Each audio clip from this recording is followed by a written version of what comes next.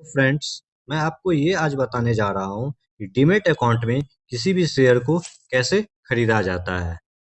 इससे पहले अगर आप इस चैनल पे न्यू आए हैं तो आप हमारे इस चैनल को सब्सक्राइब कर लें और बेल नोटिफिकेशन दबा लें, जिससे मेरा आने वाले वीडियो आप तक सबसे पहले पहुंच सके। तो चलिए शुरू करते हैं।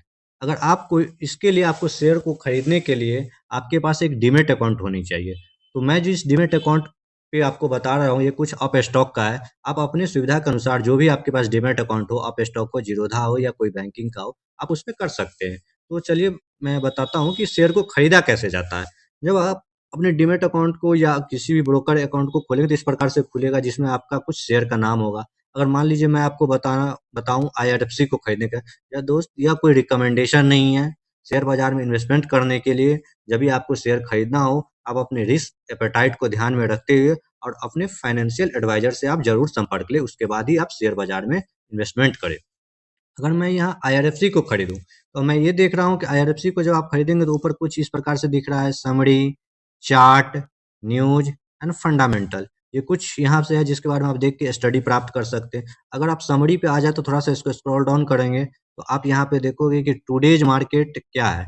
तो इससे देखेंगे आप यहाँ पे टुडे लो एंड हाई दिख रहा है, यानी कि आज का मार्केट ये लो कितना मारा है, हाई कितना मारा है। अगर वन ईयर का देखेंगे, 52 वीक्स का अगर आप देखे होगे तो 52 वीक्स में मार्केट कितना लो मारा है, कितना हाई मारा है, यहाँ से आपको प्राप्त हो जाएगा। इससे आपको ट्रेंड पता चलेगा। अगर ट्रेंड देखना है आप यहाँ पे शॉर्ट ट्रेंड देख सकते हो, मिड टर्म का ट्रेंड देख सकते हो, लॉन्ग टर्म का ट्रेंड देख सकते हो कि क्या है।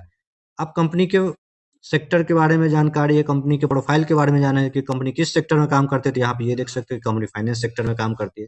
कंपनी का मार्केट कैप क्या है, यहाँ से आप देख सकते हो।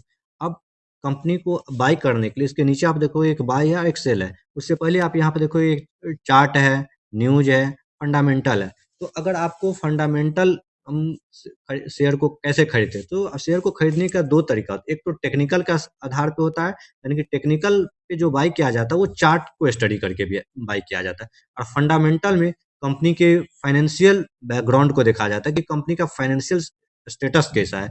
जैसे कि उसमें मैं देखूंगा उसका स्टेटस, पी रेशियो क्या है कंपनी का, बुक वैल्यू क्या है, रिटर्न ऑन इक्विटी क्या है, डिविडेंड यील्ड क्या दे रहा है कंपनी, उस प्रकार से फिर रेवेन्यू देखेंगे, उसका ऑपरेटिंग प्रॉफिट देखेंगे। मतलब इस प्रकार से कंपनी का एक फंडामेंटल एनालिसिस मैं करूंगा लॉन्ग टर्म के हिसाब से कि कंपनी का ग्रोथ रेट क्या है, कंपनी मतलब लॉन्ग टर्म में किस प्रकार से रेवेन्यू जनरेट करे। ये हो गया उसका बैलेंस शीट का स्टडी करके जब कंपनी को मैं शेयर खरीद सकते हैं। तो दोस्तों अब आ गए यहाँ पे बाय करने पे। यहाँ आप ग्रीन टिक में बाय देख रहे हैं, तो अगर मुझे शेयर खरीदना है तो यहाँ मैं बाय पे प्रेस कर दूंगा। जब आप बाय पे प्रेस करेंगे तो यहाँ पे आप देख रहे हैं कि क्वांटिटी दिख रहा है, दूसरा प्राइस दिख रहा है। तो मुझे जितनी भी क्वांटिटी लेना है, अगर एक क्वांटिटी लेना है तो यहाँ पे मैं एक कर दूंगा। अगर मुझे 100 क्वांटिटी लेना है तो मुझे 100 कर लेना होगा। फिर इसके बाद आ जाइएगा आप ऑर्डर टाइप में। ऑर्डर टाइप में एक मार्केट ऑर्डर दिख रहा है, एक लिमिट ऑर्डर दिख रहा है। और तो मार्केट ऑर्डर में क्या होता है कि अगर मार्केट अभी जो प्राइस चल रहा है मार्केट उसी प्राइस पे मैं खरीदना चाहता हूँ, तो अगर उस पे मैं क्लिक कर दूंगा, यहाँ जो ऐड फंड दिख रहा है यहाँ पे बाय होगा, क्योंकि अभी मेरे पास वो फंड नहीं है इसलिए नहीं दिख पा रहा है। तो यहाँ पे आपको बाय होगा। तो ऑर्डर टाइप अगर मार्केट में है तो यहाँ पे अगर मैं बाय करूंगा तो अभी जो प्राइस चल रहा होगा उसी पे मेरी बाय हो जाएगी। यहाँ लिमिट पे आ जाऊंगा, यानी कि अब लिमिट पे हो गया कि अब मुझे अपना एक प्राइस डालना है, यानी कि मार्केट 162 पे चल रहा है। अब मुझे खरीदना है कि मार्केट में चाहता हूँ कि 155 पे खरीदूँ, तो यहाँ पे मैं 155 लगा दूंगा। या मैं फिर यहाँ पे मैं कोशिश करूँगा कि मुझे 10 रुपीज़ पे खरीदना है। अब यहाँ पे मैं 10 रुपीज़ लगा दूंगा। तो उस प्रकार से ये हो जाएगा। अगर 155 पे मैं लगा दे रहा हूँ, अब मार्केट जब इसमें क्लिक कर दूंगा तो ये वहाँ ऑर्डर प्लेस हो जाएगा। और मार्केट 162 से जब 155 पे आएगा तो ऑर्डर बाय हो जाएगा।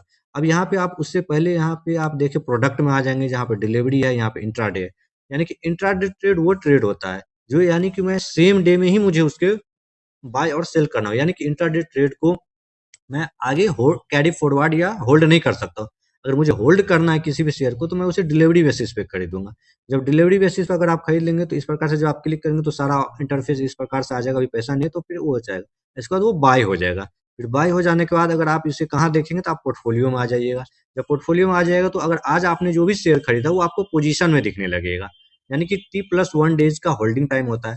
तो आज जो भी आपका शेयर होगा वो यहाँ पोजीशन में दिखेगा, और आज के बाद जो कल के डेट में जो आ जाएगा तो आपका होल्डिंग में आ जाएगा। कुछ इस प्रकार से मेरा होल्डिंग पड़ा हुआ है। तो यहाँ पे देखेंगे जैसे ही आपका होल्डिंग में आ जाएगा तो इस प्रकार से आपको इस लिस्ट में, और इसे आप जब तक चाहें इसे आप रख सकते हैं। तो इस प्रकार से आप दोस्त शेयर को खरीद सकते हैं इसमें और इन्वेस्टमेंट कर सकते हो। तो आप इन्वेस्टमेंट कीजिए, ये लॉन्ग टर्म के जब भी इन्वेस्टमेंट करने के लिए आइए तो ये लॉन्ग टर्म के हिसाब से आइए, इसमें कैपिटल लेके आइए और लॉन्ग टर्म उसको समय दीजिए, समय के साथ आपका कैपिटल ग्रो होगा।